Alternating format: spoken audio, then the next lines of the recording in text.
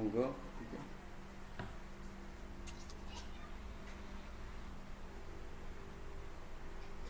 Baik, Assalamualaikum warahmatullahi wabarakatuh. Waalaikumsalam. Waalaikumsalam warahmatullahi wabarakatuh. Mengawali pertemuan yang spesial ini, izinkan saya menyampaikan sebuah pantun. Buah tomat disayat-sayat, Cakep. bijinya banyak dimakan ngengat. Asik. Mari belajar sepanjang hayat, terus bergerak penuh semangat. Cakep, cakep. Cakep. Yang terhormat Bapak Kepala Sekolah SDN Montor 1, yang terhormat Bapak Ibu Dewan Guru SDN Montor 1, yang terhormat pemateri kita Bapak Muhammad Sulhan, calon guru penggerak Angkatan 9 Kabupaten Sampang. Dan yang kami banggakan Bapak Ibu calon guru penggerak Angkatan 9 Kabupaten Sampang, beserta Bapak Ibu guru hebat yang sudah hadir di virtual pada siang hari ini. Alhamdulillah, lantunan syukur marilah kita haturkan kepada Allah Subhanahu wa taala yang telah memberikan kita nikmat sehat dan sempat. Sehingga pada kesempatan yang luar biasa ini kita dapat bertemu secara virtual pada acara pemaparan tentang penyebaran dan penerapan pemahaman budaya positif di sekolah. Sholawat serta salam kita haturkan kepada Nabi Agung Nabi Muhammad SAW yang telah memberi kita teladan yang baik dalam segala aspek kehidupan kita sehari-hari. Bapak Ibu yang kami hormati, perkenalkan saya Ibu Finaliswati Rahayu. Perkenankan saya membersamai Bapak dan Ibu pada acara pemaparan tentang penyebaran dan penerapan pemahaman budaya positif di sekolah. Bapak Ibu yang saya hormati, pada kesempatan bahagia ini kita akan sama-sama belajar bersama narasumber kita yaitu Bapak Muhammad Sulhan Calon Guru Penggerak 9 Kabupaten Sampang, yaitu tentang penyebaran dan penerapan pemahaman budaya positif di sekolah. Apa itu budaya positif? Budaya positif yaitu perwujudan dari nilai-nilai keyakinan universal yang diterapkan di sekolah dan mengandung nilai-nilai kebajikan sesuai dengan tujuan pendidikan nasional yang dijabarkan dalam profil pelajar Pancasila. Bapak Ibu, sebelum kegiatan kita mulai, agar kegiatan ini berjalan dengan lancar dan nantinya memberikan manfaat untuk kita semua, marilah kita berdoa bersama. Berdoa dipersilahkan.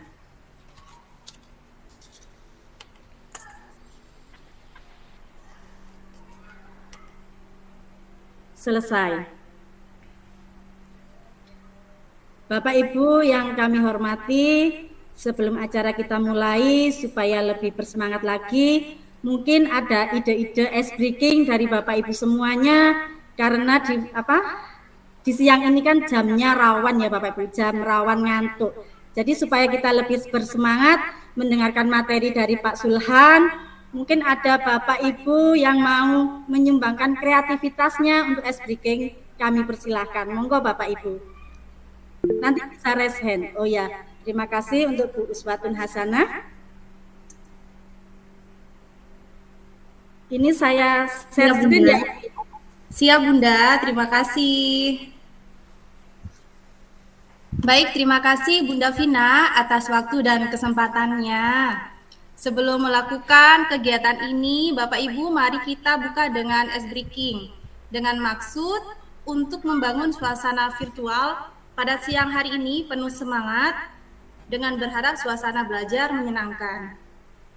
Baik, kami persilakan izin share screen ya Bu. Yes, pada Bapak Ibu untuk mengikuti bersama ya.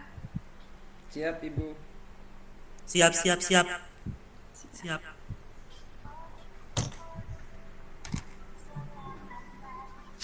Bukan ya? Yes. Belum Sudah tampak nampak, Bunda. Ibu? Belum tampak Bunda. Bentar.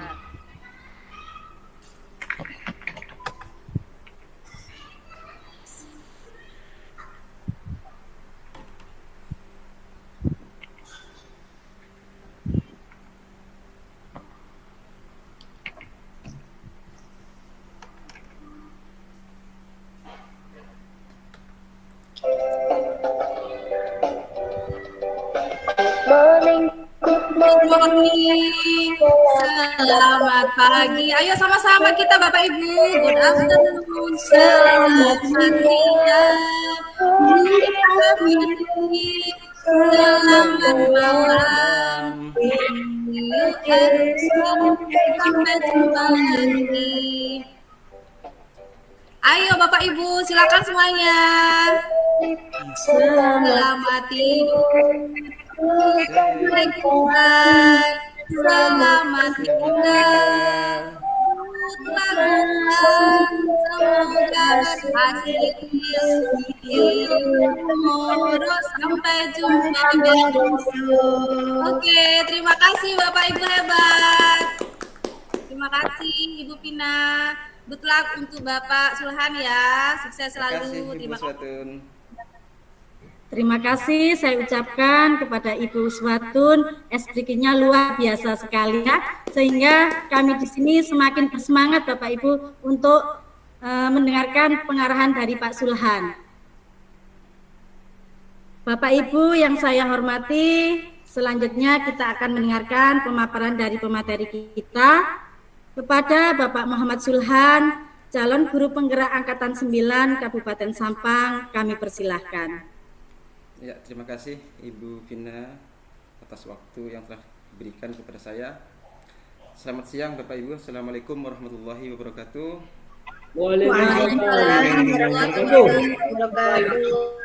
Mengawali pertemuan yang spesial ini, izinkan saya untuk membalas pantun yang telah Ibu Vina tadi lantunkan.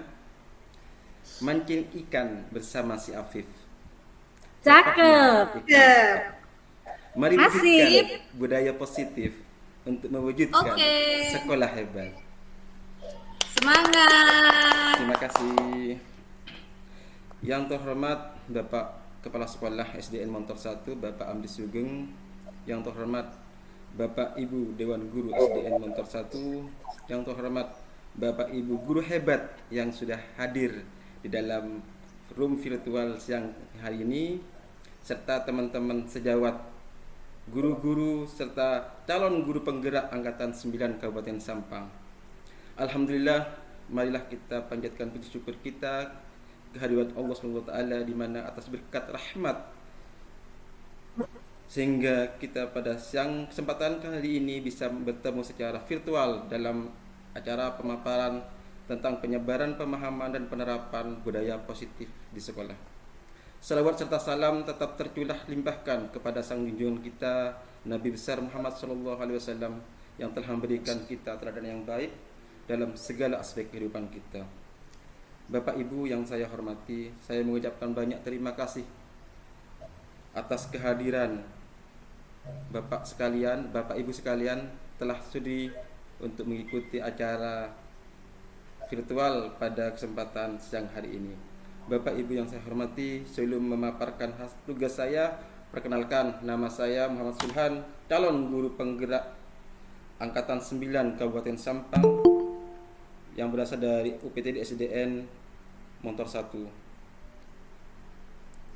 Bapak Ibu, izinkan saya untuk men-share screen.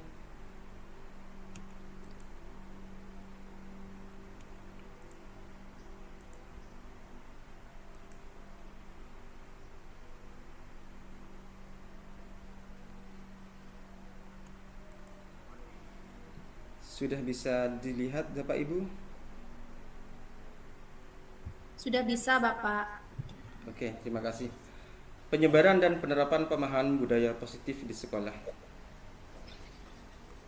Selamat datang di ruang virtual ini para guru hebat. Mari belajar bersama berkolaborasi, saling mendukung demi mewujudkan disiplin positif di sekolah kita. Apa budaya positif itu? Tadi sudah disinggung oleh Ibu moderator bahwa budaya positif itu merupakan perwujudan dari nilai-nilai atau keyakinan universal yang diterapkan di sekolah. Budaya positif dapat mendorong murid untuk mampu berpikir, bertindak, dan mencipta sebagai proses memerdekakan dirinya sehingga mampu menjadi individu yang mandiri dan bertanggung jawab. Ada 7 konsep inti budaya positif. Yang pertama adalah perubahan paradigma belajar. Yang kedua, disiplin positif dan nilai-nilai kebajikan. Yang ketiga adalah kebutuhan dasar manusia. Yang keempat, motivasi perilaku manusia. Kelima adalah posisi kontrol guru. Yang keenam adalah keyakinan kelas, dan yang terakhir, yang ketujuh, yaitu segitiga restitusi.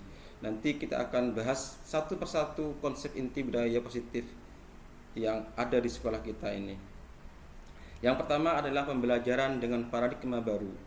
Pembelajaran dengan paradigma baru dirancang berdasarkan prinsip pembelajaran yang berdiferensiasi sehingga setiap siswa belajar sesuai dengan kebutuhan dari tahap perkembangannya untuk mewujudkan profil pelajar Pancasila. Masih ingatkah Bapak Ibu tentang profil pelajar Pancasila? Yang pertama adalah beriman, bertakwa kepada Tuhan Yang Maha Esa dan berakhlak mulia, berkebinekaan global, mandiri, bergotong royong, bernalar kritis, dan kreatif. Bapak Ibu yang kami hormati, perubahan paradigma, kita mengibaratkan kepalan tangan. Ada A dan B, Anda dan teman Anda. Kita ambil secari kertas kecil, tuliskan benda atau sesuatu yang sangat berharga, dan kita letakkan dalam satu genggaman tangan kita. Dengan sekuat dan segala daya kita, buatlah sebuah kempalan teman atau Anda untuk mencoba dengan sekuat tenaga dengan berbagai cara untuk meminta Anda memberikan benda tersebut. Bisa membujuk, mengancam, menghardik, merayu, menyuap, bahkan bagaimana caranya kita untuk bagaimana cara teman kita itu membuka kepalan tangan kita. Apa yang terjadi? Mungkin kita akan berpikir, apa yang kita genggam ini merupakan privasi kita yang harus kita pegang teguh, sehingga tidak boleh ada orang lain yang bisa mengontrol kita. Ini merupakan suatu paradigma. Tentunya kita sendiri yang memegang kontrol atas kepalan tangan kita. Apakah kita membuka atau menutup kepalan tangan kita? Itu tergantung pada diri kita masing-masing, sesuai dengan kebutuhan dasar saat itu. Bapak Ibu, ada 4 miskonsepsi tentang teori kontrol. Yang pertama adalah ilusi guru mengontrol murid. Ini menandakan bahwa pada dasarnya kita tidak dapat memaksa murid untuk berbuat sesuatu. Jikalau murid itu tersebut memilih untuk tidak melakukannya, walaupun tampaknya guru sedang mengontrol perilaku murid, hal demikian terjadi karena murid sedang mengizinkan dirinya dikontrol. Saat itu bentuk kontrol guru menjadi kebutuhan dasar yang dipilih murid tersebut. Jadi kontrol yang menyatakan bahwa semua perilaku memiliki tujuan, bahkan terhadap perilaku yang tidak disukai. Yang kedua adalah ilusi bahwa semua penguatan positif efektif dan bermanfaat. Penguatan positif atau bujukan adalah bentuk-bentuk kontrol. Segala usaha untuk mempengaruhi murid agar mengulangi suatu perilaku tertentu adalah suatu usaha untuk mengontrol murid tersebut dalam jangka waktu tertentu. Kemungkinan murid tersebut akan menyadarinya dan mencoba untuk menolak bujukan kita, atau bisa jadi murid tersebut menjadi tergantung pada pendapat sang guru untuk berusaha. Ilusi yang ketiga yaitu adalah bahwa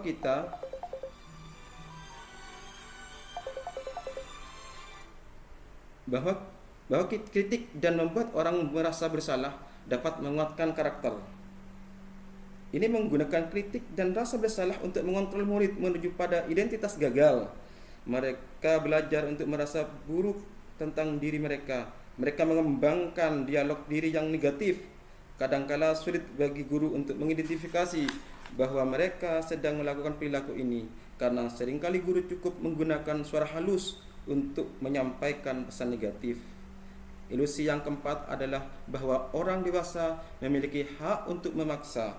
Banyak orang dewasa yang percaya bahwa mereka memiliki tanggung jawab untuk membuat murid-murid berbuat hal-hal tertentu.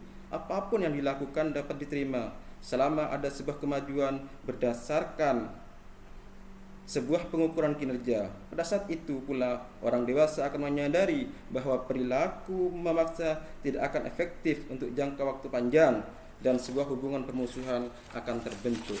Dan itu merupakan miskonsepsi tentang teori kontrol. Di sini siapa sesungguhnya yang memiliki kontrol? Stimulus respon dan teori kontrolnya. Stimulus respon, kita mencoba mengubah orang agar berpandangan sama dengan kita. Tentunya teori kontrolnya kita berusaha memahami pandangan orang lain tentang dunia. Stimulus respon berperilaku buruk terlihat sebagai suatu kesalahan, tapi semua perilaku memiliki suatu tujuan. Orang lain bisa mengontrol saya, hanya Anda yang bisa mengontrol diri Anda. Saya bisa mengontrol orang lain, Anda tidak bisa mengontrol orang lain. Itu merupakan teori kontrolnya. Pemaksaan ada pada saat bujukan gagal. Kolaborasi dan konsensus menciptakan pilihan-pilihan baru. Model berpikir menang kalah. Di teori kontrol, model berpikir menang dan harus menang. Memasuki konsep yang kedua, yaitu tentang disiplin positif. Dalam budaya kita, makna kata disiplin positif merupakan salah satu cara yang dilakukan seseorang pada orang lain untuk mendapatkan kedisiplinan serta kepatuhan. Tujuannya adalah sebagai pendidik kita menuju tujuan menciptakan anak-anak yang memiliki disiplin diri sehingga mereka bisa berperilaku dengan mengacu pada nilai-nilai kebajikan universal dan memiliki motivasi intrinsik bukan ekstrinsik, sehingga penerapan budaya disiplin yang bertujuan untuk menumbuhkan kecenderungan untuk dapat melakukan sesuatu tanpa sogokan, ancaman ataupun ketidaknyamanan hukuman. Nilai-nilai kebajikan yang tertanam adalah sifat-sifat positif manusia yang merupakan tujuan mulia yang ingin dicapai setiap individu. Nilai-nilai tersebut bersifat universal dan lintas bahasa, suku, bangsa, agama maupun latar belakang. Setiap perilaku perbuatan memiliki suatu tujuan. Ini yang diungkapkan oleh Dr. William Glasser pada teori kontrol pada tahun 1984 dengan mengaitkan nilai-nilai kebajikan yang diyakini seseorang, maka motivasi intrinsiknya akan terbangun sehingga menggerakkan motivasi dari dalam untuk dapat mencapai tujuan mulia yang diinginkan. Ini diungkapkan oleh Diane Gosson pada tahun 1998. Konsep yang ketiga yaitu kebutuhan dasar manusia. Apa kebutuhan dasar manusia itu? Kebutuhan dasar manusia adalah segala sesuatu yang kita lakukan memiliki tujuan tertentu dan semua usaha terbaik yang kita lakukan adalah dalam rangka agar kebutuhan dasar kita terpenuhi dengan baik. Ada 5 kebutuhan dasar manusia. Yang pertama adalah bertahan hidup. Ini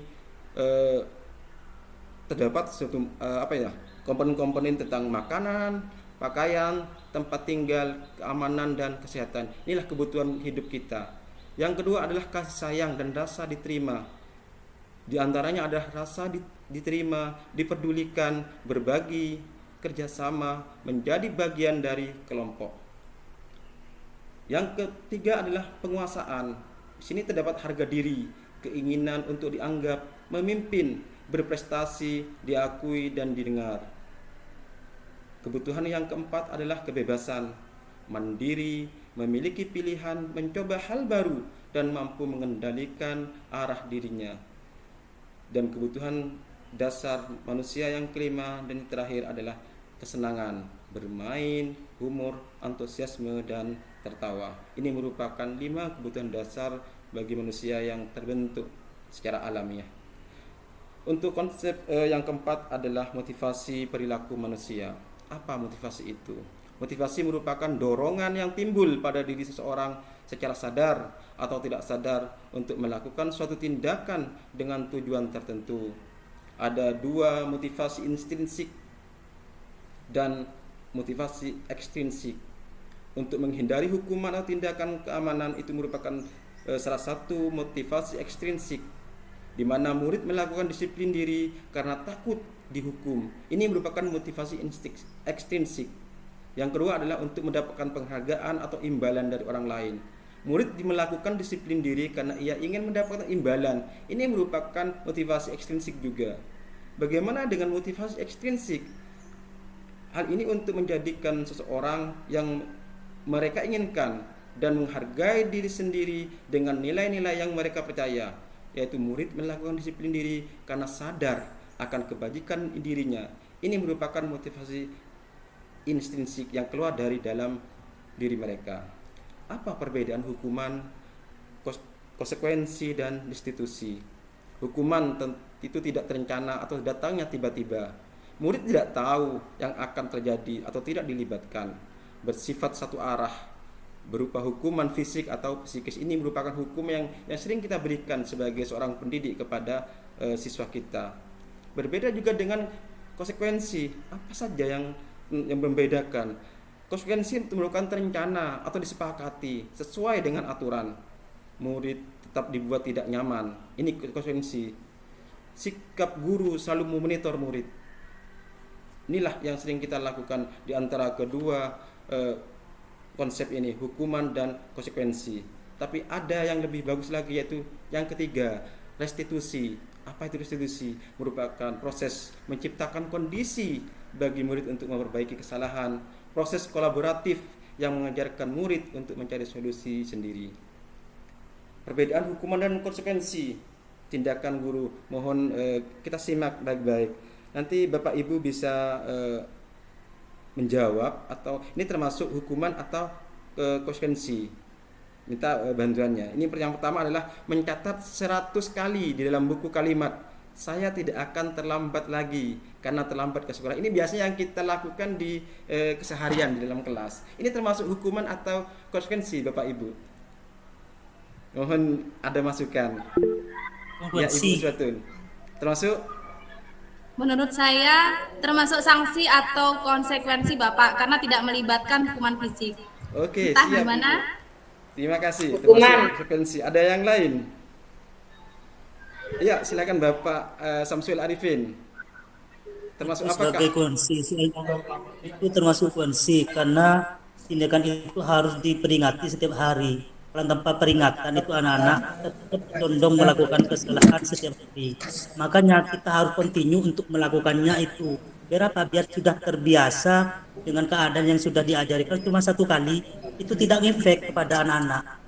Baru berapa kali baru bisa. Kan Bapak butuh kesabaran untuk melatih anak-anak itu ke arah yang lebih baik. Tanpa teguran setiap hari, anak-anak akan mengulangi lagi kesalahan yang dibuatnya. Besok jangan terlambat ya nak, besok terlambat lagi. Gimana caranya? Misalkan ada peringatan atau peringatan yang memberikan ke arah kebaikan. Contohnya kalau terlambat lagi nanti kena sanksi berupa pembacaan apa. Itu baru anak-anak mulai berpikir untuk tidak melakukan hal-hal yang terlambat lagi. Itu maksud. Ya, terima kasih Bapak masukannya Bapak Samsul. Masih sama dengan Ibu konsekuensi. Kita lanjut yang kedua. Lari mengelilingi lapangan basket 2 kali karena terlambat hadir di sekolah. Ini termasuk hukuman atau konsekuensi Bapak Ibu? Hukuman. Ya, Ibu hukuman. Kalau menurut saya itu termasuk hukuman. Saya tidak setuju dengan apa yang dilakukan guru tersebut. Menulis 100 kali pun kalau saya tidak setuju kenapa itu hukuman.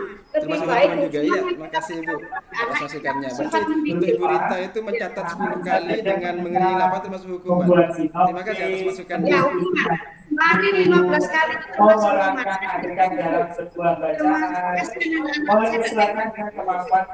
Saya sendiri lebih kegiatan tindak lanjut ini diupayakan tidak membebani Kalau tidak terlalu sulit anak-anak, atau tidak dalam rangka Mohon maaf penilaian. Bapak Roni, mohon di-mute. Khusus membaca untuk kesenangan ini tidak Bapak membebani Roni. anak-anak dalam tingkat lanjutnya. Mungkin Apalagi lagi dimulai. Monggo, Ini Ibu. bukan dalam Ibu Rita, pembelajaran. monggo. Ini yaitu yang kosong-kosong boleh dibawa pulang. Sudah, Ibu, ya? Yang mau Oke, disertasi. kita ya, lanjutkan ya. ke Kalau pertanyaan saya yang ketiga. nggak setuju itu hukuman yang sangat membebani siswa. Jadi ya Bapak Ibu, jadi membaca untuk Oke, kesenangan siap. ini Terima kasih tidak atas boleh, masukan dan tidak perlu dilakukan penilaian. sarannya. Yang ketiga yaitu murid diminta untuk usap 15 kali karena tidak menggunakan masker ke sekolah. Ini Kemudian termasuk apakah hukuman kita atau dapat konsekuensi, memposisikan Bapak Ibu? kegemaran dengan kegiatan membaca Ya, monggo tadi? Bapak Arif. Caranya gimana? Kontennya Mohon mungkin ya, ketika Dan mungkin kontennya tentang bercerita suara dari bersepeda di jalan, kan bisa Mohon dikaitkan maaf Pak Sulhan, Ya. minta tolong diingatkan Bapak Roni untuk mute. Kemarin dengan kegiatan. Nah, seperti itu ya. Hal ini disebut sebagai membaca untuk kesenangan. Ya, Bapak Ibu, membaca untuk kesenangan itu tidak dinilai, kemudian tidak berbahaya sangat. Memang itu senang-senang saja, Bapak Ibu ya. operator Kita cek poin-poin. yang dulu dari Zoom sementara. Mohon Bapak Roni untuk mute.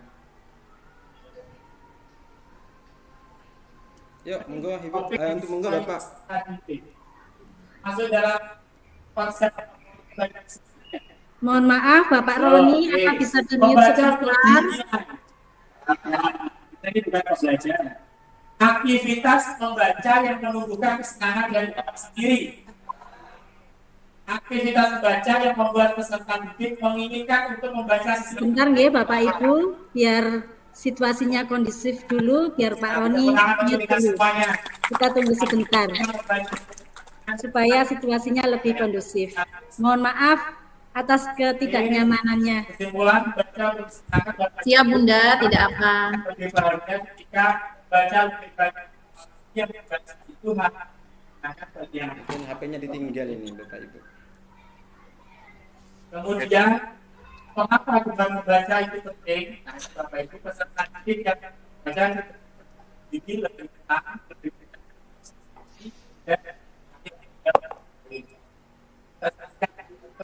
lebih baik, lebih cepat membaca dan kemampuan membaca. Orang dewasa yang gemar membaca perlu meningkatkan dan memahami budaya orang lain. Dan memiliki kesadaran. Mohon maaf Pak Sulhan, apa bisa di-mute di settingan di situ apa bisa? Biasanya bisa dari penyelenggara rapat. Nggak bisa Ibu, ini merupakan apa? Orang dewasa Google yang biasa Bapak Ibu. Cek. memiliki sikap hidup yang positif, pola hidup yang lebih sehat dan mengalami demensia. Sehingga Apa bisa? nah, coba Bapak Ibu kita dilanjut sesi ini kita refleksikan Bapak Ibu menjawab dua pertanyaan romantis ini. Nah, kegiatan literasi apa yang sudah berjalan baik dan sudah menyenangkan di sekolah Bapak Ibu sehingga mampu menumbuhkan minat baca? Ada nggak kegiatan literasi apa? Silakan yang mau berpendapat. Sekaligus menjawab pertanyaan yang kedua, adakah kegiatan literasi di sekolah Anda yang menurut Anda perlu dibuat lebih menyenangkan agar mampu menumbuhkan minat baca? Jadi di sini pertanyaan pertama, kegiatan literasi apa? Kemudian supaya kegiatan itu lebih menyenangkan. Mungkin bisa dilanjut saja Bunda, Iya, mungkin. karena waktunya terus berjalan ya. Kasihan Pak Sulhan, gimana? Mohon maaf, terima kasih. Mohon dilanjutkan lagi Pak Sulhan, nggak apa-apa nggih Bapak Ibu, dan mohon maaf sebelumnya. Ya. Terima kasih Ibu Vina. Monggo Bapak Arif dipersilakan kalau masih ada di dalam ruang meeting, atau kalau tidak ada kita lanjutkan Bapak Ibu. Sudah berhenti bunyinya Pak Roni, alhamdulillah. Yang keempat adalah menggantikan kertas tugas teman yang telah dicoret-coret. Ini termasuk hukuman atau konsekuensi Bapak Ibu? Monggo apabila ada yang mengungkapkan, monggo silakan Bapak Samsul Arifin. mengganti coret-coret kertas itu Iya, tidak betul. boleh karena tidak sesuai dengan kebiasaan, itu sudah kebiasaan yang lama, makanya ubah kebiasaan lama itu dengan hal-hal yang baru, ganti dengan hal-hal yang lain, itu sudah cukup. Itu termasuk hukuman atau konsekuensi, Bapak? Oh, itu bukan sih, Oh, bukan konsekuensi. hukuman. Ya, terima kasih Bapak Ya. Samsul. Sekarang kita lanjutkan yang ke berikutnya, yang kelima, membersihkan tumpahan air di meja tulis karena tersenggol pada saat belajar. Ini termasuk hukuman atau konsekuensi, Bapak Ibu? Membersihkan. Konsekuensi. Termasuk apa? Oh ya, Bapak Samsul lagi. Konsekuensi. Bukan sih, tetap bukan sih, Tetap konsekuensi. Konsekuensi. bukan sih, ya. Atas masukannya. Kita lanjutkan, murid disuruh untuk mengenakan sepatu seharian di sekolah karena tidak menggunakan sepatu hitam. Ini termasuk hukuman atau konsekuensi? Monggo, ada yang oh ya, Ibu Vina, monggo Ibu. Moderator boleh menjawab ya Pak ya. Monggo, termasuk moderator juga boleh. Termasuk hukuman Pak, Termasuk hukuman. karena melibatkan fisik kan, jadi mereka dipaksa untuk memakai sepatu seharian. Oke, terima Seperti kasih Ibu Vina atas masukan dan sarannya. Kita lanjut yang terakhir, yaitu lari mengelilingi lapangan basket 2 kali karena terlambat 10 menit untuk pelajaran PJOK. Itu termasuk apa? Ya, untuk Ibu Lufia, silakan. Monggo. Terima kasih Bapak. Kalau untuk lari mengelilingi lapangan basket itu termasuk hukuman fisik karena melibatkan fisik. Berarti termasuk hukuman ya, Terima Bu kasih. ya.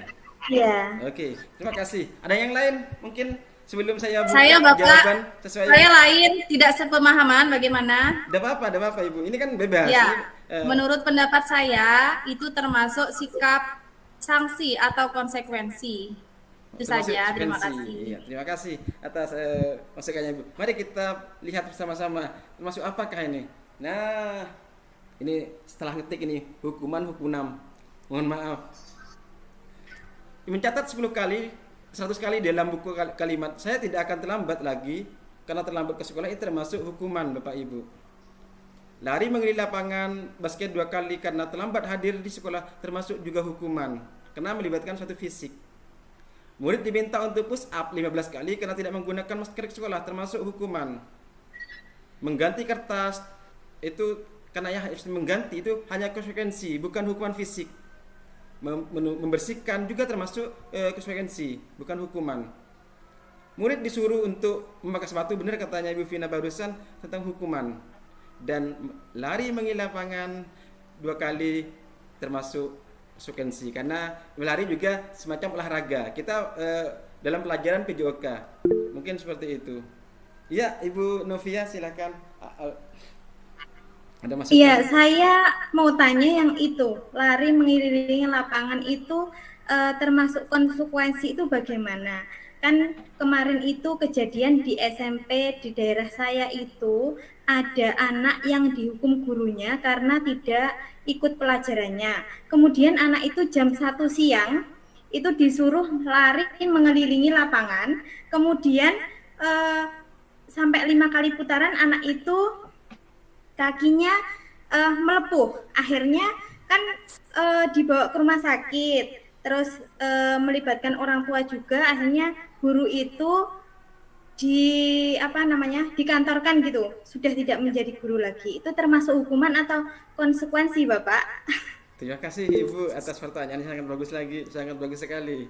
Ada yang bisa menanggapi?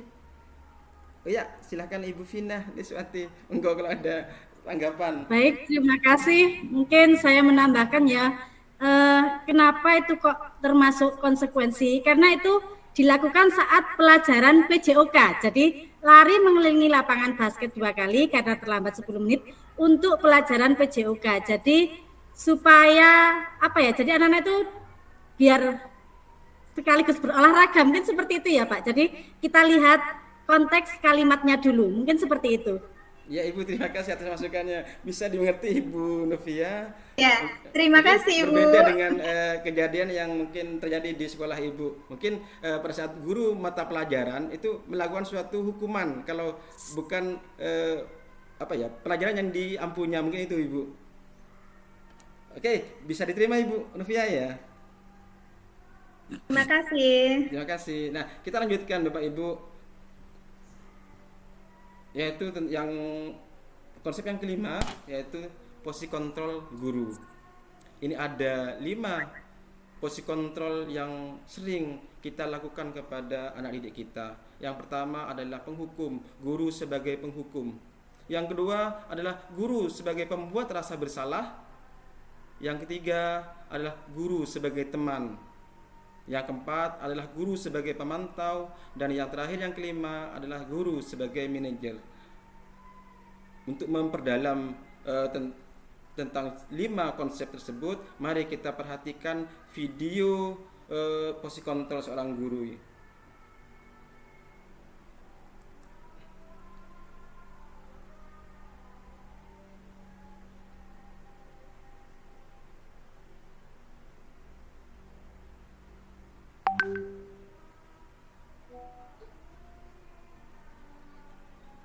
Kok tidak ada suaranya ya Pak ya?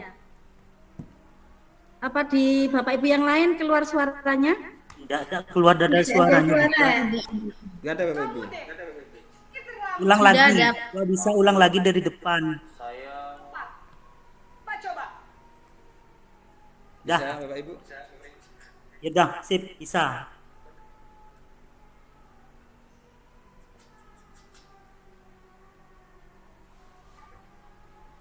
Naren, sini kamu. Selamat pagi, Bu. Selalu terlambat. Kamu deh, pasti terlambat. Maaf, Bu.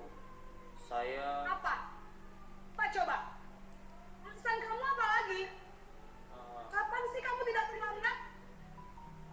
Malas sekali ya kamu jadi anak. saya Dasar pemalas. Gak kapok sih kamu. Sudah berapa kali terlambat? Sana, kamu keliling lapangan basket 2 kali. kenapa saya harus ke lapangan basket, Bu?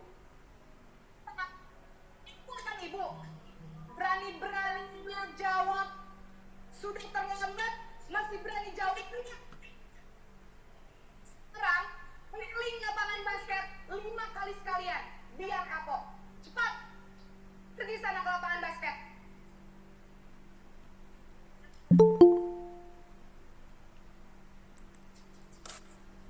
Ini Bapak Ibu untuk posisi kontrol yang kedua.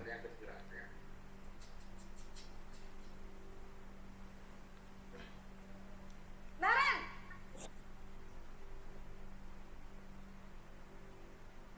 Selamat pagi, Bu. Naren, kamu kenapa terlambat lagi, nak? Ya Tuhan, Naren. Kamu senang ya bikin ibu susah ya? Kalau kamu terlambat lagi, nanti ibu yang ditegur bapak kepala sekolah, nak. Disangka ibu tidak bisa membina kamu. Duh, gimana ini, Naren? Maaf, Bu. Gusti Naren, kamu suka ya kalau ibu ditegur bapak kepala sekolah? Terus, sekarang ibu harus tulis apa ini di buku absen? Ini kamu sudah sering terlambat loh. Ibu harus apa coba? Maaf, Bu. Maaf sekali. Ya sudah, lain kali jangan bikin ibu susah lagi ya nak ya. Ibu tidak akan kuat lagi kalau kamu begini terus. Bisa jantungan kalau ibu ditegur bapak kepala sekolah. Sana cepat ke kelas. Maaf ya, Bu. Maaf sekali. Ini posisi kontrol yang kedua. Posisi pembuat rasa bersalah berbicara dengan nada tenang. Posisi sebagai seorang teman.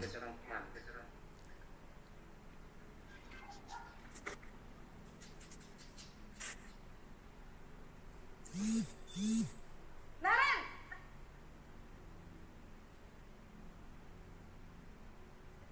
Selamat pagi, Bu. Wah, sudah jam berapa ini nak? Terlambat lagi ya sayang. Iya, Bu. Habis ibu saya udah membangunkan saya, Bu. Kamu malah menyentuhkan ibu kamu. Kamu bukannya anak yang lari ngapalin kencang. Kok lambat sih? Iya Bu, saya memang terlambat bangun tadi. Jadi biarpun saya lari kencang, tetap gak kekejar Bu. Ya sudah sana, nanti lain kali larinya lebih kenceng lagi ya, biar gak terlambat lagi. Bikin seneng ibu, demi ibu. Bisa kan? Bisa lah Bu. Ya sudah sana masuk kelas, ibu beresin urusan absen kamu. Kamu ini ada-ada saja. Ini posisi kontrol yang keempat, posisi pemantau atau monitor.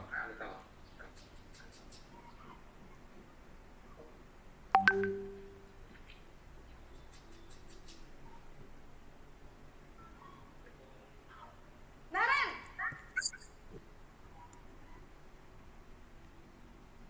Selamat pagi Bu. Naren, apa peraturan sekolah kita tentang jam berapa kita harus masuk sekolah, nak? Kita harus di sekolah jam 7 Bu. Iya betul, sekarang sudah jam 7.20. Naren sudah tahu konsekuensinya jika terlambat hadir. Paham Bu. Saya harus tinggal kelas pas jam istirahat selama 20 menit. Iya benar, konsekuensinya demikian. Jadi nanti jam 9.30 pas istirahat, kamu harus tinggal di kelas, kerjakan tugas tambahan untuk ketertinggalan kamu, ya? Baik Bu. Dah ini Bapak Ibu tentang posisi manajer sebagai seorang manajer.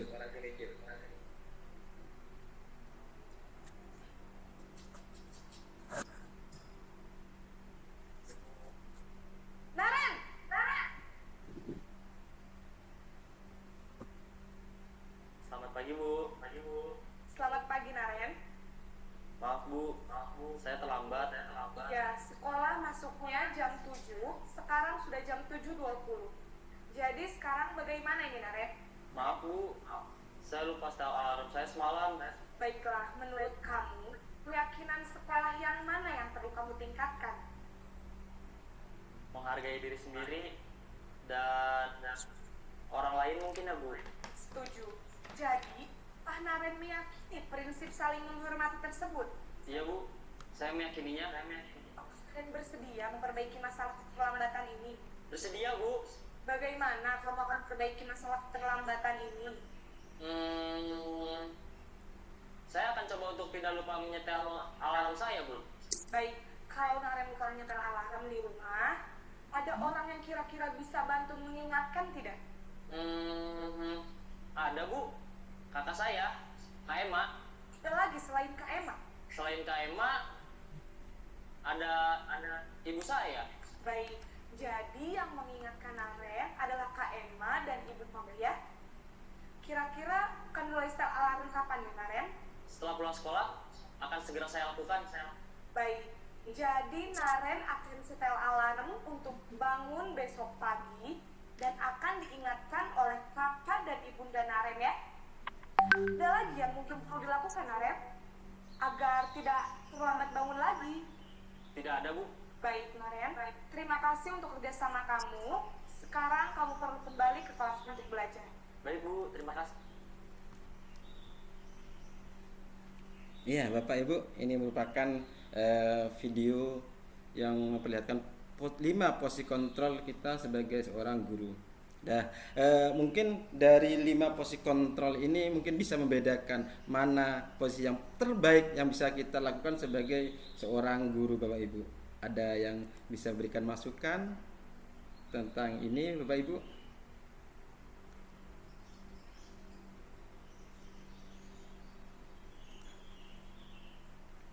Oke, kita kalau ada kita bisa berimajinasi posisi kontrol seperti apakah aku ini. Saya kecewa sekali dengan kamu. Ini termasuk posisi kontrol yang apa yang itu, Bapak Ibu? Penghukumkah? Atau pemberi masalah? Oh ya, mungkin Ibu Liswati Rahayu bisa memberikan tanggapan atau memberikan masukan tentang posisi kontrol yang saya kecewa sekali dengan kamu gitu. Baik, terima kasih Bapak. Menurut saya kecewa sekali dengan kamu itu adalah membuat orang merasa bersalah. Merasa bersalah. Itu jawaban saya. Oke, terima kasih Ibu Vina. Ada yang lain Bapak Ibu? Apa posisi kontrol yang manakah aku pada saat saya kecewa sekali dengan kamu? Apakah sama dengan Ibu Liswati Rahayu sebagai apa tadi Ibu? Tentang Membuat orang merasa bersalah, orang merasa Pak. bersalah. Oke, kita lihat bersama-sama. Ya, benar Ibu, benar sekali. Ini sebagai pembuat orang merasa bersalah. Mungkin setuju Ibu Bapak ya tentang yang ini, yang tadi itu. Sekarang kita lanjutkan yang kedua, posisi kontrol apakah aku? Kamu tidak pernah benar melakukannya. Ini termasuk penghukum atau sebagai teman, manajer atau sebagai tadi itu pembuat masalah. Ada yang bisa berikan tanggapan Bapak Ibu? Monggo. Atau saya sendiri yang jawab? Ya, Ibu Novia, monggo Ibu Novia. Terima kasih Bapak. Menurut saya itu penghukuman. Sebagai penghukum. Ya. Terima kasih Ibu Novia. Kita lihat bersama-sama apakah jawaban Ibu Novia sesuai dengan apa yang saya jawab. Iya, bagus benar Ibu. Terima kasih. Sebagai penghukum. Kita lanjutkan nih pertanyaan yang ketiga. Ayolah, lakukan demi Bapak atau Ibu. Ini termasuk apa Bapak Ibu? Ya, Ibu Liswat, Ibu Vina, monggo. Dari video yang saya tangkap tadi ya Bapak, itu mungkin kita sebagai teman. Jadi ayolah demi Ibu atau Bapak lakukan. Jadi seperti itu. Jadi kita berbicaranya itu seperti teman, jadi tidak selayaknya murid dengan guru. Jadi seperti itu. Ya, terima kasih Ibu. Benar mungkin. Ayolah nak, lakukan demi Bapak Ibu. Ini mengajak seakan-akan kita itu sebagai seorang teman, tidak memposisikan kita sebagai seorang guru. Iya, ternyata jawabannya bagus, benar Ibu. Kita lanjut yang ke berikutnya. Apakah kamu mau mendapatkan stiker bintang hari ini? Iya, Bapak Arif, monggo Bapak Arif. Ini termasuk apakah? Oh ya, ibunya ya. Monggo Ibu Titi. Selamat datang Ibu Titi. Ya, sepertinya tadi sepintas ikut mendengarkan, ikut yang manajer ini ya Pak ya? Manajer. Apa alasannya Ibu? Ini sebagai, apakah kamu mau mendapatkan stiker bintang hari ini? Ada. Ya, biasanya manajer itu kan bagiannya mengontrol. Jadi ada punishment, ada reward gitu kan. Lah mendapatkan stiker bintang ini kalau di sekolahan kan umumnya sebuah reward ya. Bagus lah dari manajer gitu kan. Untuk ke bawah, untuk guru, ke murid gitu kan. Kayaknya sih manajer. Oke. Mungkin ya. Terima kasih, kita tampung Ibu iya. Terima kasih Ibu Titi. Kita jawab bersama-sama, apakah kamu mau mendapatkan stiker termasuk apa Bapak Ibu? Sebagai seorang pemantau, mungkin manajer nanti Bapak Ibu. Ini sebagai pengontrol pemantau. Menurut di sini, menurut materi yang saya pelajari. Mungkin bukan salah Ibu Titi, mohon maaf. Ini mungkin sedikit kurang tepat aja. Gak apa-apa kan sama-sama belajar lah di Pak Suhar. Sama-sama belajar Ibu. Siap, makasih atas masukannya. Kita lanjut yang terakhir, bagaimana kau bisa menyelesaikan masalah ini? Ini mungkin ayo silakan, mungkin Ibu Titi ada yang desain lagi?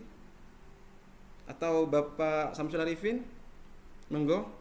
Ya, silakan. bagaimana kau bisa menyelesaikan masalah ini? Itu semua permasalahan itu harus diselesaikan dengan tahap bertahap untuk memberikan arahan kepada siswa. Pasti bisa, tapi dengan cara yang arahan yang baik pasti bisa selesai kok permasalahan itu. Iya, benar. Dengan bantuan atau teman. Termasuk apakah itu? Apakah termasuk seorang manajer atau pemantau atau penghukum? Sebagai manajer. Manajer. Oke, kita lihat bersama-sama. Betul. Terima kasih Bapak Samsul telah menguasai konsep tentang 5 posisi kontrol. Nah, Bapak Ibu, kita memasuki yang keenam, yaitu keyakinan kelas. pertanyaannya di sini, mengapa tidak peraturan saja? Mengapa harus keyakinan kelas? Ada masukan dari Bapak Ibu tentang keyakinan kelas ini? Kenapa kok tidak peraturan kelas? Kenapa kok keyakinan kelas? Kalau dulu mungkin kita mengenal istilah tata tertib. Ya, silakan Bapak Samsul masukannya. Ini itu harus ada peraturan. Setiap lembaga itu harus punya peraturan, tidak harus sama dengan lembaga lain. Tapi kita harus mempunyai poin. Oh, kelebihan sekolah kita itu apa? Itu harus ditonjolkan kepada sekolah lain. Tidak harus sama, tapi diterapnya di dalam kelas itu biar anak yakin bahwa sekolah ini unggulannya itu apa. Pasti ada perbedaan kok. Kalau pelajaran tetap sama tapi unggulan, itu harus beda antara sekolah satu dengan yang lain. Kalau peraturan semua sama itu, tapi punya unggulan per sekolah itu. Dah itu cukup aja. Oke, terima kasih Bapak Samsul atas masukannya. Benar, setiap sekolah pasti akan membuat satu aturan supaya untuk kemajuan sekolah kita. Oke, kita bisa lihat bersama-sama Bapak Ibu. Karena suatu keyakinan itu adalah nilai-nilai kebajikan universal yang disepakati secara tersirat dan tersurat. Sehingga nilai-nilai kebajikan itulah yang menekankan pada keyakinan seseorang akan lebih memotivasi seseorang dari dalam. Seseorang akan lebih tergerak dan bersemangat untuk menjalankan keyakinannya daripada hanya sekedar mengikuti serangkaian peraturan tertulis tanpa makna. Ini pembentukan keyakinan kelas yang ciri-cirinya yaitu bersifat abstrak.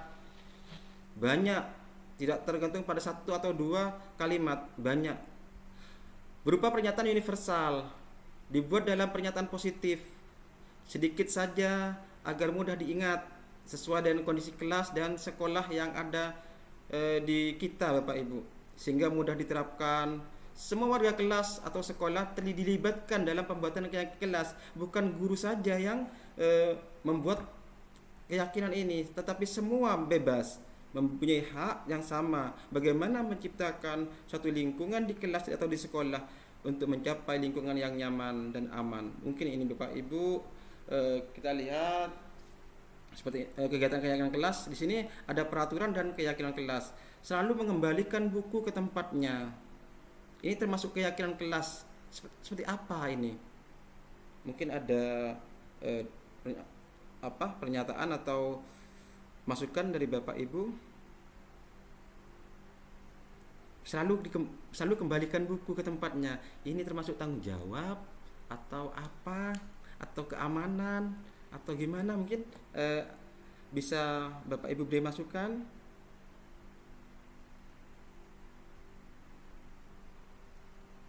Oke. Ya. Bu Novia, monggo.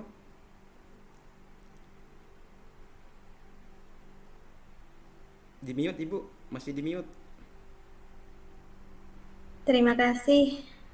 Kalau menurut saya yang selalu kembalikan buku ke tempatnya itu termasuk tanggung jawab seorang siswa. Iya. Oke, ya, terima kasih Ibu atas masukannya. Ya, benar sekali. Ini mengembalikan buku kepada tempatnya itu tanggung jawab kita. Setelah kita meminjam buku, kita wajib untuk mengembalikan buku tersebut. Mungkin nanti kita bisa lihat bersama-sama apakah ini termasuk bentuk tanggung jawab. Kita lanjut yang kedua, dilarang mengganggu orang lain. Ini termasuk apa Bapak Ibu? Ada yang mau menjawabnya? Bisa desain atau kita lanjutkan biar kita sama-sama tahu apalagi tentang materi ini. Hadir di sekolah 15 menit sebelum pelajaran dimulai. Ini termasuk apa? Tanggung jawab, kesenangan, disiplin, atau apa? Dilarang melakukan kekerasan, termasuk apa? Dilarang menggunakan narkoba. Ini termasuk apa? Bergantian atau menunggu giliran. Gunakan masker, jangan berlari di kelas atau koridor. Kita lihat sama-sama Bapak Ibu. Seperti apa keyakinan kelas yang kita bisa lakukan. Nah, ini selalu kembalikan buku ke tempatnya. Ini termasuk tanggung jawab, benar kata Ibu Novia. Ini masukkan tanggung jawab kita. Setelah kita meminjam buku, kita punya tanggung jawab untuk mengembalikannya. Yang kedua adalah dilarang mengganggu orang lain. Itu maksud menghormati orang lain, menghargai orang lain. Itu termasuk juga keyakinan kelas. Hadir di sekolah 15 menit sebelum pembelajaran dimulai. Ini juga termasuk berkomitmen atau menghormati orang lain. Dilarang melakukan kekerasan, ini demi keselamatan dan juga menghormati orang lain. Dilarang menggunakan narkoba, ini termasuk kesehatan kita. Bagaimana kita untuk menjaga kesehatan diri kita, tidak mengkonsumsi atau menggunakan obat-obat terlarang.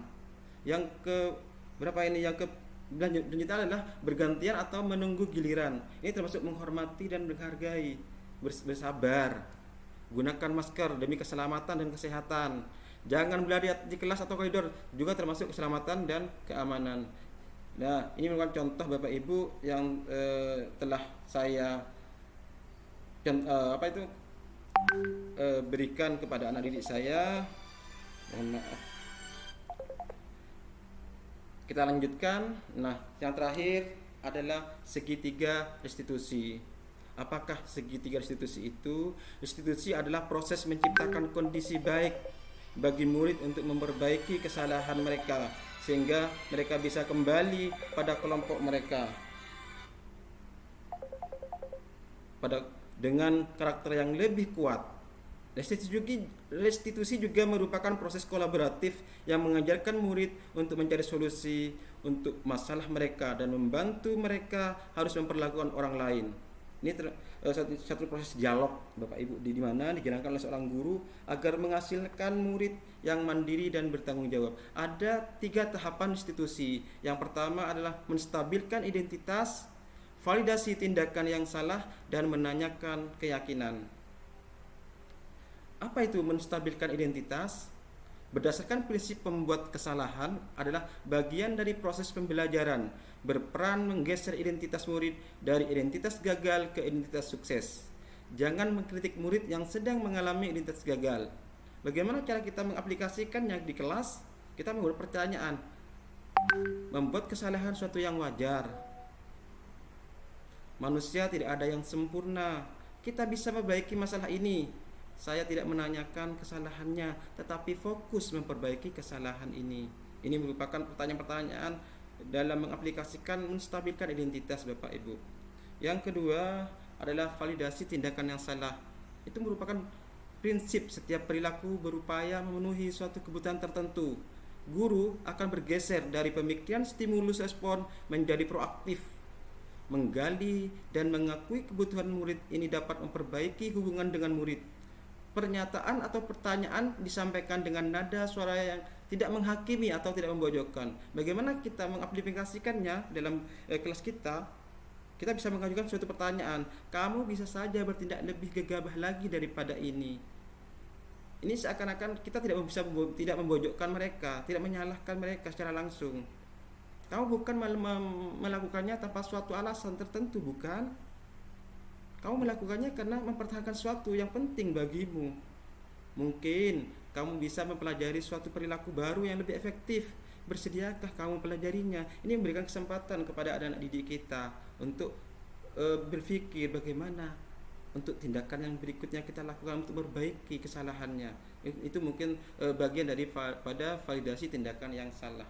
Yang ketiga adalah menanyakan keyakinan. Teori kontrol menyatakan bahwa pada dasarnya kita termotivasi secara intrinsik saat berperilaku telah divalidasi dan identitas sukses telah stabil, maka murid telah siap mengaitkan keyakinan dengan ketidakyakinan yang salah. Bagaimana cara kita mengajukan pertanyaan di sini? Mungkin sebagai keluarga atau kelas, apa yang kita yakini? Nilai-nilai apa yang telah kita sepakati, anak? Gitu. Seperti apa gagasan sebuah kelas yang ideal bagi kamu? Kamu ingin menjadi orang seperti apa? Pertanyaan-pertanyaan ini yang bisa memantik anak tidak merasa bersalah. Mungkin bisa mengendalikan emosi mereka untuk selalu akan berbuat kebaikan. Bapak Ibu, hal-hal yang perlu diperhatikan dalam segitiga restitusi. Yang pertama adalah berperilaku yang perlu dikaitkan dengan nilai-nilai atau keyakinan-keyakinan yang telah disepakati atau dituju. Kesediaan orang yang melakukan kesalahan untuk memperbaiki masalah. Pemecahan masalah sebisa mungkin relevan atau memiliki hubungan dengan masalah yang ada. Perlu adanya suatu usaha perbaikan dari pihak yang berbuat kesalahan. Perlu didedikasikan waktu dari pihak yang berbuat kesalahan. Tanyakan kapan akan mulai diberlakukan usaha untuk perbaiki kesalahan. Nah, ini merupakan contoh penerapan segitiga restitusi yang saya lakukan di kelas saya. Mungkin kita bisa lanjutkan Bapak Ibu. Kesimpulan dari materi ini adalah budaya positif di sekolah membentuk karakter murid, guru, dan visi sekolah. Terima kasih atas berkenan Bapak Ibu untuk mengikuti presentasi ini. Semoga bisa mendapatkan ilmu yang bermanfaat dari presentasi ini. Salam dan bahagia. Terima kasih. Saya kembalikan kepada Ibu Moderator. Monggo Ibu. Saya akhiri. Wassalamualaikum warahmatullahi wabarakatuh. Waalaikumsalam warahmatullahi wabarakatuh. Terima kasih kami sampaikan kepada Bapak Muhammad Sulhan, calon guru penggerak Angkatan 9 Kabupaten Sampang, yang telah menyampaikan ilmunya kepada kita semua, yaitu tentang penyebaran dan penerapan pemahaman budaya positif di sekolah. Bapak Ibu, selanjutnya yaitu sesi tanya jawab. Mungkin dari Bapak Ibu yang kurang paham dari penjelasan Pak Sulhan, di sini kita sama-sama belajar nggih Bapak Ibu, intinya seperti itu. Jadi kalau misalnya ada yang menanggapi atau memberi saran, masukan, dipersilahkan. Seperti itu. Jadi nanti bisa raise hand dulu nggih, monggo Bapak Samsul Arifin, mungkin ada pertanyaan. Ya, Assalamualaikum warahmatullahi wabarakatuh. Waalaikumsalam warahmatullahi wabarakatuh. Ini pertanyaan untuk kepada anak-anak, cara pendekatan yang baik kepada anak-anak itu gimana? Soalnya anak-anak ketika terlambat itu bukan 1 kali atau 3 kali, keseringan terlambat. Pendekatan apa yang bisa dilakukan? Kok ini bisa terlambat setiap hari? Pendekatannya yang baik kepada anak, apa yang baik Bu? Maksudnya sering terlambat. Pendekatan yang baik itu gimana? Biar tidak terlalu sering terlambat kepada anak-anak. Cukup sekian. Wassalamualaikum warahmatullahi wabarakatuh. Waalaikumsalam warahmatullahi wabarakatuh. Ini langsung dijawab atau bagaimana Bapak Sulhan? Atau ada Bapak Ibu yang mau menanggapi dulu ya? Lain lagi nanti bisa kita kolaborasikan dengan jawaban teman-teman yang ada di sini. Kita sama-sama belajar Ibu. Oke, monggo. Monggo ada pertanyaan lagi. Mungkin Bapak Zulfadli, monggo Bapak. Ya, terima kasih Ibu Vina. Pertanyaannya 2 ya Pak. Monggo. Yang pertama, jangan banyak titik. Tentang 5 kebutuhan apa tadi tuh ya di slide awal-awal tuh kayaknya. 5 kebutuhan apa gitu? 5 kebutuhan manusia ya? Iya kayaknya. Keyakinan, fungsi keyakinan guru. Yang mau saya tanyakan 5 kebutuhan dasar manusia. Ya, itu teorinya siapa maksudnya? Apakah kesimpulan yang Pak Sulhan ambil dari beberapa narasumber atau memang ada yang punya gitu, punyanya siapa gitu. Terus yang kedua, saya masih agak bingung dengan konsekuensi dan hukuman. Terima kasih. Yang saya lakukan soalnya hukuman dan konsekuensi ya. Reward. Ya. Terima kasih. Assalamualaikum. Waalaikumsalam. Waalaikumsalam warahmatullahi wabarakatuh. Mungkin satu lagi ya, karena waktunya sudah. Ibu Swatun, monggo Ibu. Monggo Bu Swatun. Ya, terima kasih Bu atas kesempatannya. Mohon maaf. Sebelum mendengar pemaparan dari Bapak pemateri, Bapak Sulhan, saya sebagai pemimpin pembelajaran atau guru, sebelumnya untuk mengatasi atau melakukan tindakan terhadap siswa yang berkasus atau bermasalah itu selalu menggunakan hukuman. Iya. Seperti itu. Karena menurut saya, menurut gagasan saya, melakukan hukuman tindakan terhadap siswa yang bermasalah, saya nilai hal yang efektif seperti itu. Namun setelah mendengar, menyimak pemaparan dari Bapak Sulhan, kok kayaknya menarik, menggelitik hati saya untuk melakukan konsekuensi sebelum melakukan hukuman seperti itu. Bagaimana apabila saya menerapkan penanganan kasus terhadap siswa dengan melakukan tindakan, sanksi, atau konsekuensi? Kira-kira apa yang terjadi, Bapak? Karena jujur selama ini saya pesimis dan ragu akan dampak ke depannya apabila tindakan tersebut berupa sanksi atau konsekuensi, bukan berupa hukuman. Karena lingkungan belajar saya termasuk peradaban moral atau tingkah lakunya indisipliner menengah ke bawah. Jadi jangankan melakukan konsekuensi atau sanksi, melakukan hukuman saja terkadang tetap melakukan hal yang sama seperti yang disampaikan tadi dengan Bapak Samsul Arifin seperti itu, Bapak Sulhan. Dan di sini kami mohon kepada Bapak Sulhan untuk memberikan petunjuk kepada saya, baiknya bagaimana sih untuk menangani kasus siswa dengan melakukan dampak efek jera. Mohon petunjuknya. Siap Ibu, terima kasih. Assalamualaikum warahmatullahi wabarakatuh. Waalaikumsalam warahmatullahi wabarakatuh. Monggo Bapak Sulhan, pertanyaan 3 aja ya Bapak Ibu, karena waktunya terbatas. Untuk pertanyaan pertama, monggo Bapak bisa dijawab. Ya, terima kasih atas pertanyaan-pertanyaan yang cukup bagus ini, dan juga bisa sebelum saya jawab, mungkin ada dari Bapak Ibu yang bisa membantu saya untuk menjawabkan bagaimana cara pendekatan kita bagi anak-anak kita yang terlambat. Monggo apabila ada, silakan. Ya, mungkin Ibu Uswatun Hasanah, silakan apabila ada masukan. Baik, terima kasih Bapak. Mungkin saya bisa bantu untuk menjawab pertanyaan dari pernyataan Bapak Samsul Arifin.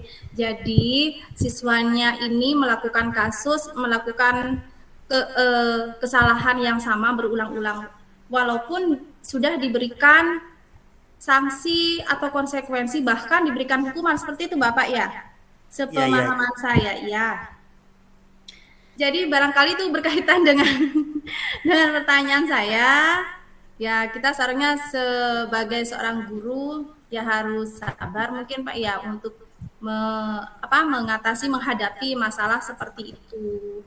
Pembelajaran kita di sini kan juga sama-sama belajar, termasuk dengan siswa juga. Dengan melakukan pendekatan metode tertentu, setiap hari dilakukan hal yang kecil, memberikan nasihat. Yang pertama memberikan teguran, kemudian memberikan nasihat yang diimplementasikan kepada siswa, yang dilakukan secara terus-menerus, bukan secara instan. Insya Allah mungkin pada akhirnya siswa tersebut mempunyai efek jera, atau pada akhirnya siswa tersebut tidak melakukan hal yang sama. Jadi intinya pemberitahuan kepada siswa yang bermasalah itu tidak hanya terjadi pada saat itu saja, namun kita berulang-ulang memberikan teguran dan nasihat, baik di dalam maupun di luar pembelajaran. Kita tetap mengawal selaku pemimpin pembelajaran yang dapat mencetak, bukan hanya mencetak potensi kecerdasan siswa, namun juga tingkah dan perilaku di setiap komponen kehidupan, khususnya di sekolah. Terima kasih, itu saja mungkin. Terima kasih Ibu Gus atas tanggapannya. Ya, saya sangat setuju sekali tentang masukan yang telah diberikan oleh Ibu Gus. Mungkin Pak Samsul masih ada pertanyaan atau sanggahan atau kurang? Oke. Sudah cukup. Mungkin saya juga akan sama Bapak Samsul untuk apabila ada murid saya yang sedang melakukan terlambat, kita mengadakan semacam pendekatan persuasif kepada anak didik kita. Mengapa kamu terlambat, Nak? Kita bisa menggali lagi, terus menggali apa kendalanya, atau kita bisa sharing dengan orang tuanya. Mungkin seperti itu Bapak Samsul. Untuk pertanyaan berikutnya, yaitu pertanyaan dari Ibu Titi. Ya. Karena pertanyaannya 2, saya langkahi dulu ya. kita ke pertanyaan yang terakhir dari Ibu Bus. Bentar Pak Sulhan. Kenapa? Ya, mau menanggapi Pak Samsul tadi ya. Oke. Kan kayaknya ada pertanyaan harus Pak siap tambah hidup ini diskusinya. Monggo Ibu. siswanya itu ya. Iya. Kalau kembali ke materinya Pak Sulhan tadi, dari 4 posisi 4 apa 5 posisi guru tadi ya Pak ya? 5 posisi. 5. Nah, dari 5 posisi guru itu mungkin kita di-combine Pak. Misalnya pakai posisi yang pertama. Oh kok nggak berhasil ya? Kita coba posisi kedua. Loh, kok tambah parah ya? Kita coba posisi ketiga. Jadi mungkin dengan begitu kita malah jadi makin banyak pengalaman. Jadi kalau misalnya ke depannya nanti ada lagi kasus yang sama atau menyerupai, jadi makin lebih mampu lagi untuk menghadapinya gitu ya. Karena pengalaman saya pribadi sejak jadi guru SD, itu pendekatan kalau ke SD ya, karena anaknya masih kecil-kecil ya, pendekatan kasih sayangnya antara orang tua ke anak sepertinya itu yang lebih mujarab gitu Pak Samsul. Jadi mungkin memang benar pendekatan dari hati ke hati lah, ditanyain dulu, Mari terlambat terus?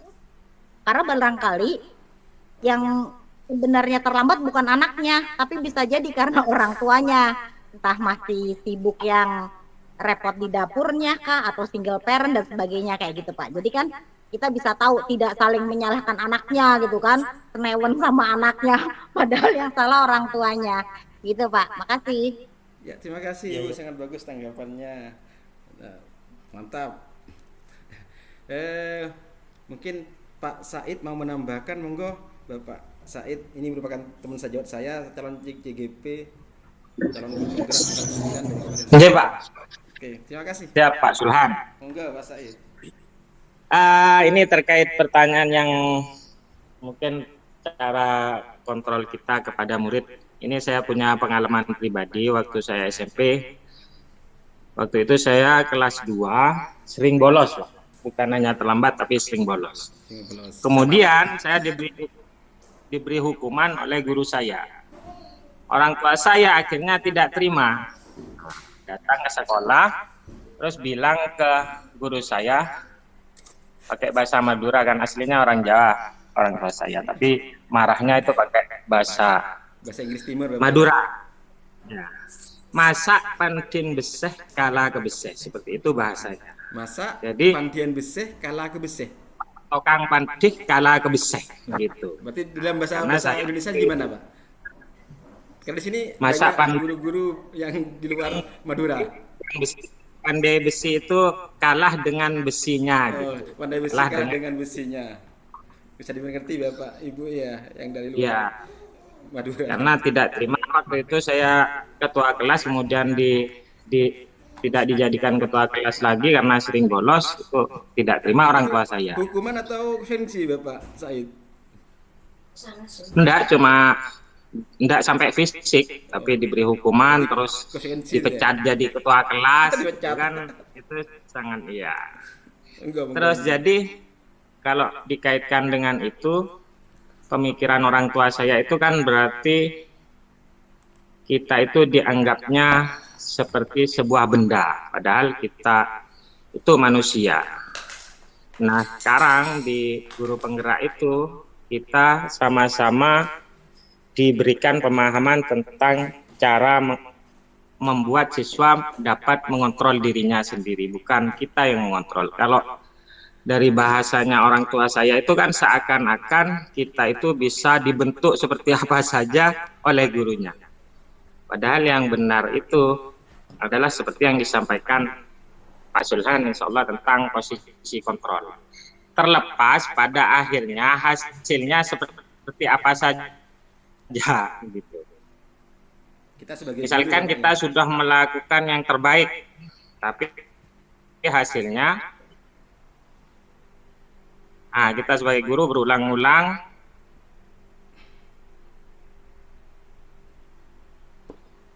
membentuk sesuai pikiran kita, ya mungkin seperti itu.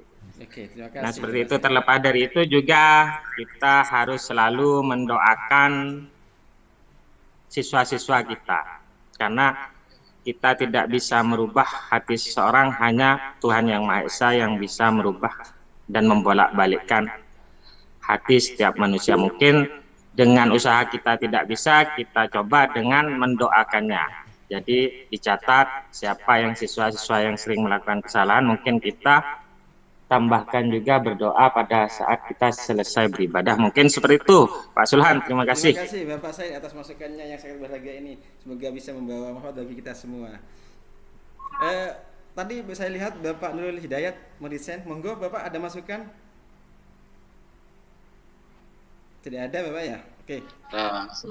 Assalamualaikum warahmatullahi wabarakatuh. Waalaikumsalam warahmatullahi wabarakatuh. Sahabat saya. Boleh diulang pertanyaannya, Pak?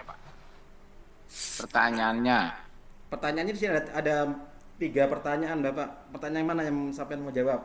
Yang pertama adalah bagaimana cara pendekatan kita kepada anak kita yang sering melakukan terlambat. Yang kedua, 5 kebutuhan dasar itu apa saja dan dari mana saja sumbernya. Terus tentang perbedaan tentang hukuman dan konsekuensi. Mana Bapak yang ingin sampaikan jawab? Monggo Bapak Nurul. Mohon maaf Bapak. Yang ditanyakan yang disampaikan Pak Said itu saya juga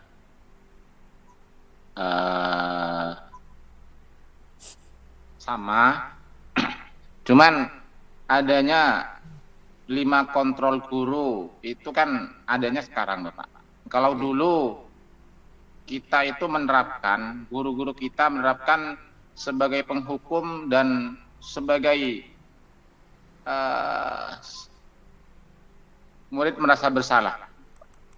Jadi para guru dulu belum mengetahui mana sih yang sebagai penghukum, sebagai teman. Yang ada dalam pikiran mereka itu anak yang bersalah itu disetrap atau gimana. Tapi sekarang di kurikulum yang baru, di kurikulum Merdeka, peran guru itu dituntut harus mempunyai kontrol guru gitu loh.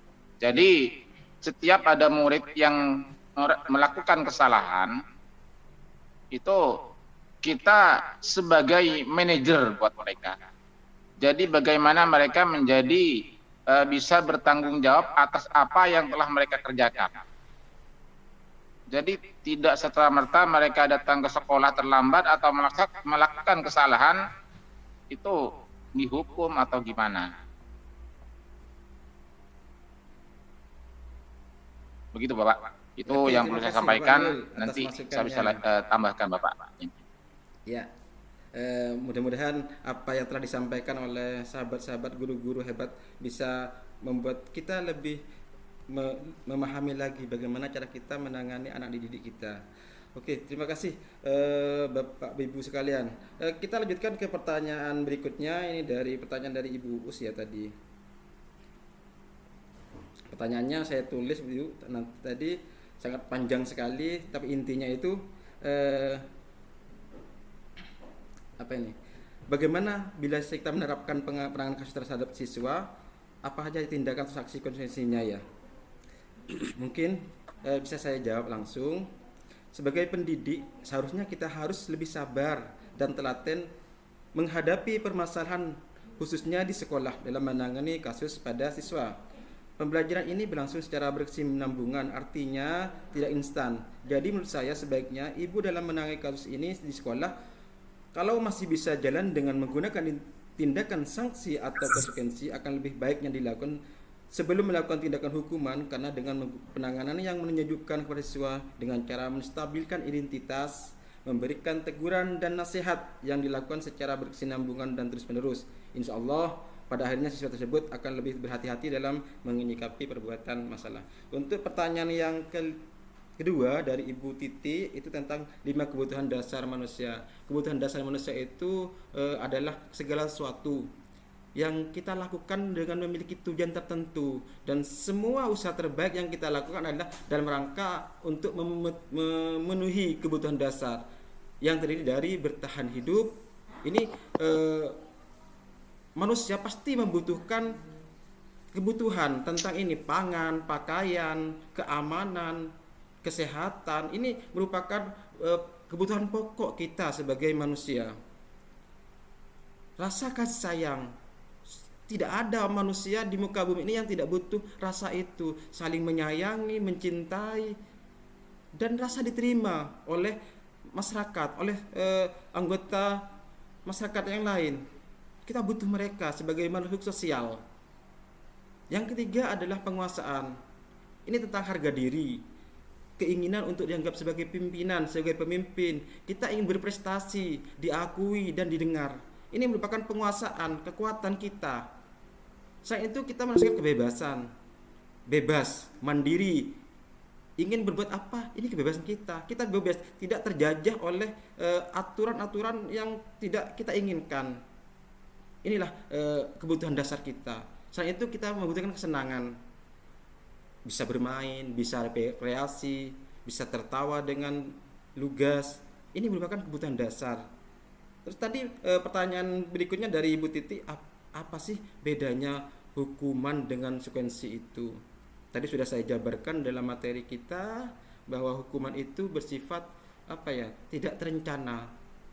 Tiba-tiba murid itu tidak tahu apa yang terjadi, bersifat satu arah, mungkin dari guru ke siswanya. Siswa tidak akan pernah bisa melawan, karena apa? Guru di sini yang mempunyai kontrol. Sedangkan konsekuensi juga hampir sama, tetapi tingkat kesulitannya itu agak rendah, kadarnya agak lebih ringan, tidak melibatkan fisik. Itu mungkin secara dasarnya Ibu Titi tentang perbedaan antara hukuman dengan konsekuensi. Mungkin ini yang bisa saya jawab. Gimana Ibu Titi? Oke. Makasih Pak Sulhan. Iya. Cuma untuk masalah yang 5 kebutuhan dasar manusia tadi itu Pak ya. Iya. Kebetulan saya pernah mengecam dunia pendidikan di Fakultas Psikologi. Di Fakultas Psikologi itu ada 5 dasar kebutuhan manusia. Ibu ini, itu namanya mohon maaf, Ibu ini guru SD atau guru sosiologi? Status sekarang itu guru SD, cuma pendidikan dasarnya dulu mengecam di Fakultas Psikologi. Alhamdulillah, berarti guru SD sekarang sudah mencakup berbagai bidang ilmu Ibu ya. Terima kasih sudah bisa bergabung dengan guru-guru SW hebat yang ada di sini. Monggo silakan apabila ada pengalaman Ibu. Nggak gini Pak Sulhan, kebetulan aja saya pernah mengetahui ada yang namanya hierarki Maslow. Itu punyanya Maslow. Memang benar 5 jumlahnya dan hampir mirip. Makanya tadi saya tanya, itu teorinya siapa? Apakah Pak Sulhan memang merangkum dari beberapa teori yang ada terus dijadikan satu, akhirnya Pak Sulhan ambillah yang sekarang gitu kan? Atau punyanya siapa? Karena tidak disebutkan kan?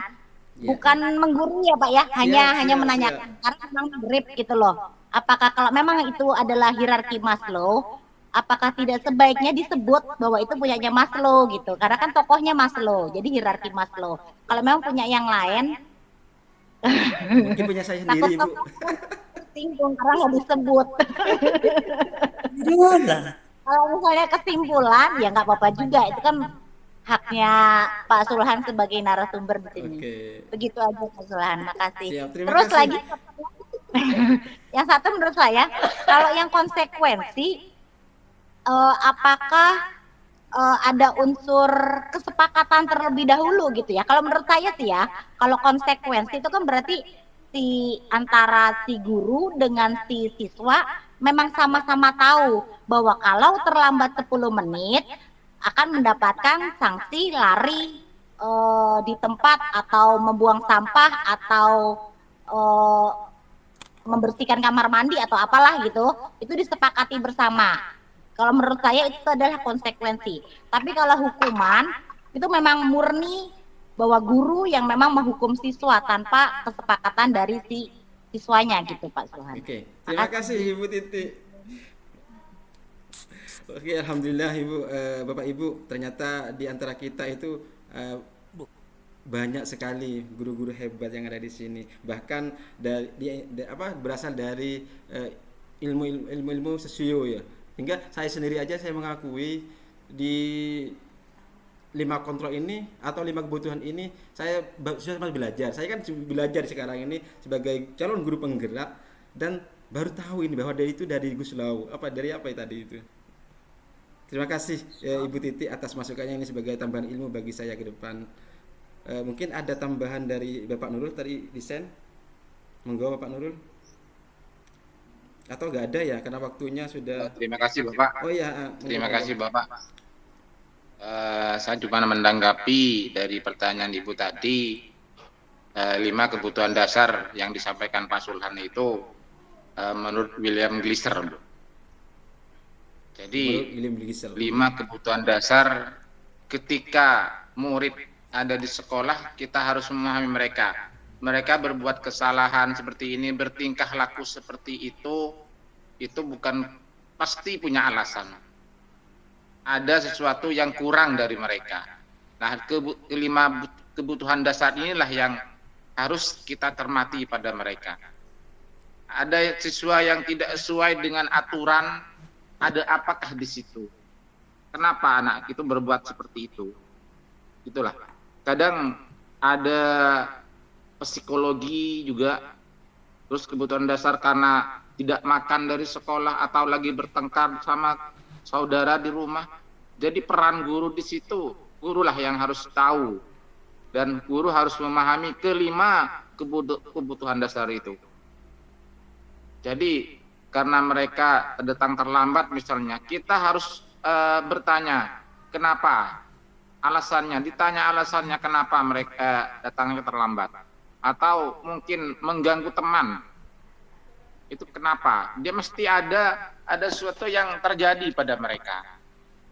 Jadi sebagai guru di hari ini ya kita harus memahami 5 kebutuhan dasar itu terhadap anak, yaitu tentang bertahan hidup, kesenangan, atau kekuasaan, penguasaan atau lain dan lain sebagainya.